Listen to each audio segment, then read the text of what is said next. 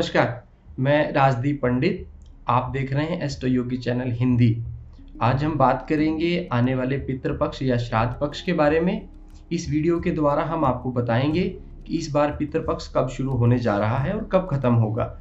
साथ ही तिथि अनुसार श्राद्ध करने के बारे में भी इन 16 दिनों के दौरान आपको किन बातों का ध्यान रखना है, हम उस पर भी चर्चा करेंगे। इसके अलावा क्या करने से आपके पितृ प्रसन्न होते हैं और आपके पूर्वज नाराज होते हैं, हम इस पर भी चर्चा करेंगे। इसलिए इस वीडियो को अंत तक देखना ना भूलें। इससे पहले अगर आपने हमारे चैनल को सब्सक्राइब नहीं किया है तो जरूर करें और बेल आइकन को दबाना ना भूलें। आपको हमारी वीडियो पसंद आती है, आप अपने कमेंट्स कर सकते हैं, अपने सुझाव दे सकते हैं और इस वीडियो को आगे शेयर भी कर सकते हैं। तेसाक वशिष्ठये प्रशंसयेत भविष्यन्तः पूर्वजनाम उपकारानाय अविस्मरणाय परिणाम कुर्यु। अर्थात स्वर्गीय आत्मा की शांति के लिए हमें शुभ कार्य करने चाहिए। साधन, तप, वेद पाठ, अनुष्ठान भी इसी का एक भाग है। इससे स्वर्गीय आत्मा को शांति मिलती है और अपने लोक में सुखमय वास करती है। मान्यता है कि शरीर पूरा होने के पश्चात भी आत्माएं अपने जुड़े वातावरण में चिरकाल तक विद्यमान रहती हैं। विभिन्न प्रकार की प्रेरणाओं के रूप में अपना परिचय देती हैं। हिंदू धर्म को मानने वाले लोगों में मृत्यु पश्चात मृत व्यक्ति का श्राद्ध करना आवश्यक बताया गया है। मान्यता है कि श्राद्ध ना करने से मरने वाले व्यक्ति की आत्मा को मुक्ति नहीं मिलती। वहीं कहा गया है कि पितृपक्ष के दौरान पितरों को श्राद्ध करने से वो प्रसन्न रहते हैं और उनकी आत्मा को शांति मिलती है। हिंदू पंचांग के अनुसार पितृपक्ष अश्विन मास के कृष्ण पक्ष में आते हैं। इसकी शुरुआत पूर्णिमा तिथि से होती है और समाप्ति अमावस्या पर होती है। श्राद्ध 12 प्रकार के माने गए हैं। पितरों का पिंडदान करने का सबसे बड़ा स्थान बिहार में गया, कुरुक्षेत्र, पिंडारी, हरिद्वार, पुष्कर और त्र्यंबकेश्वर माना जाता है। यहाँ पिंडदान करने से या श्राद्ध करने से देवता भी खुश होते हैं और पितृ अपने स्थान में निवास करते हैं। सामान्य तौर पर पितृपक्ष 16 दिन का होता है। अंग्रेजी कैलेंडर के अनुसार इस वर्ष सितंबर महीने की 1 तारीख से लेकर और 17 सितंबर तक यह पक्ष रहेगा। आइए आपको बताते हैं इस साल श्राद्ध की कौन सी तिथियां रहेंगी।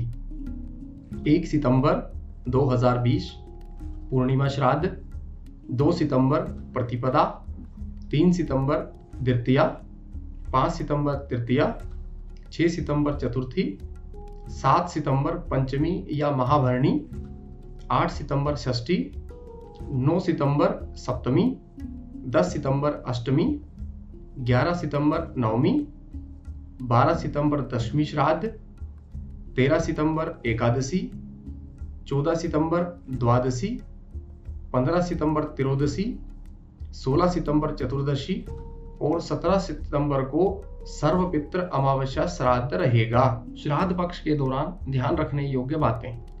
मान्यता है कि इन 16 दिन की अवधि के दौरान सभी पूर्वज अपने परिजनों को आशीर्वाद देने पृथ्वी पर आते हैं।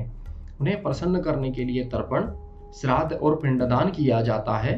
इन अनुष्ठानों को इसलिए भी करना महत्वपूर्ण है क्योंकि इससे किसी व्यक्ति के पूर्वजों को उनके इष्ट लोकों को पार करने में सहायता मिलती है। वहीं जो लोग अपने पूर्वजों का पिंडदान नहीं करते, उन्हें पितृ ऋण और पितृदोष का सामना करना पड़ता है। इसलिए श्राद्ध पक्ष के दौरान यदि आप अपने पितरों या पूर्वजों का श्राद्ध कर रहे हैं तो इन बातों पर विशेष ध्यान रखना चाहिए। श्राद्ध कर्म के अनुष्ठान में परिवार का सबसे बड़ा सदस्य, विशेष रूप से परिवार का सबसे बड़ा पुत्र शामिल होता है। पितरों का श्राद्ध करने से पूर्व स्नान करें और साफ वस्त्र धारण करें। कुश घास से बनी अंगूठी पहने। कुश घास दया का प्रतीक है और इसका प्रयोग पूर्वजों का आह्वान करने में किया जाता है। पिंडदान के रूप में जौ के आटे, तिल और चावल से बने गोलाकार पिंड को बनाएं। कुश घास को भगवान विष्णु के रूप में भी जाना जाता है। श्रद्धा के लिए विशेष रूप से तैयार किए गए भोजन को कौवे को अर्पित करें क्योंकि इसे यम का दूत माना गया है। ब्राह्मणों को भोजन कराएं। गंगा अवतार, नचिकेता, अग्नि पुराण और गरुड़ पुराण आदि कथाओं का पाठ करें तथा दूसरे को भी सुनाएं। पितृपक्ष के दौरान कुछ कार्यों को करने की मनाही होती है। जैसे शास्त्र के अनुसार पितृपक्ष के दौरान कोई शुभ कार्य नहीं करना चाहिए। इस दौरान कोई वाहन या नया सामान नहीं खरीदना चाहिए। इसके अलावा मांसाहारी भोजन का सेवन नहीं करना चाहिए।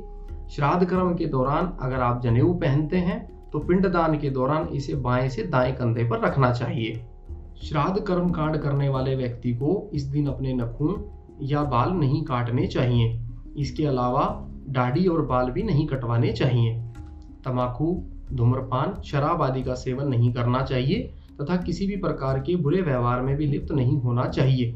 यह श्रद्धा भाव से किए गए श्राद्ध कर्म के परिणाम को बाधित करता है। कुछ स्थानों पर 16 दिन तक जूते या चप्पल न पहनने की भी प्रथा है। ऐसा माना जाता है कि पितृपक्ष के पखवाड़े में पितृ किसी भी रूप में आपके घर पर आते हैं, इसलिए इस पखवाड़े में किसी भी पशु या मनुष्य का अनादर नहीं होना चाहिए, बल्कि आपके दरवाजे पर आने वाले किसी भी प्राणी को भोजन दिया जाना चाहिए और आदर सत्कार करना चाहिए। पितृपक्ष में श्राद्ध करने वाले व्यक्ति को ब्रह्मचर्य का सख्ती से पालन करना चाहिए। शास्त्रों के अनुसार पितृपक्ष में कुछ चीजों को खाने के रूप में इस्तेमाल नहीं करना चाहिए, जैसे चना दाल, जीरा, काला नमक, लौकी, खीरा और सरसों का साग। अनुष्ठान में लोहे के बर्तन का उपयोग ना करें। इसकी बजाय अपने पूर्वजों को खुश करने के लिए सोने, चांदी, तांबे या पीतल के बर्तनों का उपयोग करें। वर्तमान स्थिति में स्टील के बर्तनों का उपयोग भी किया जा सकता है। यदि किसी विशेष स्थान पर श्राद्ध कर्म किया जा रहा है तो यह विशेष फलदायी रहेगा। कहा जाता है कि धर्म क्षेत्र में किया गया श्राद्ध पितरों को मोक्ष प्राप्त कराता है। जो किसी भी कारण से इन पवित्र स्थानों पर श्राद्ध कर्म नहीं कर सकते, वो अपने आंगन में, अपने किसी घर के साफ स्थान पर या किसी बहते पानी के नजदीक भी पिंडदान या श्राद्ध कर्म कर सकते हैं। श्राद्ध कर्म को अंधेरे में, रात में, शाम में नहीं करना चाहिए। सूर्य निकलने के पश्चात तर्पण करने का सही समय होता है। श्राद्ध कर्म में काले और सफेद तिल का प्रयोग अवश्य करें तथा तुलसी पत्ते को भी अवश्य रखें। पितृपक्ष में गाय, ब्राह्मण, कुत्ता, चींटी, बिल्लियां और कौवे, इनको सम्मान दें तथा यथासंभव भोजन भी कराएं।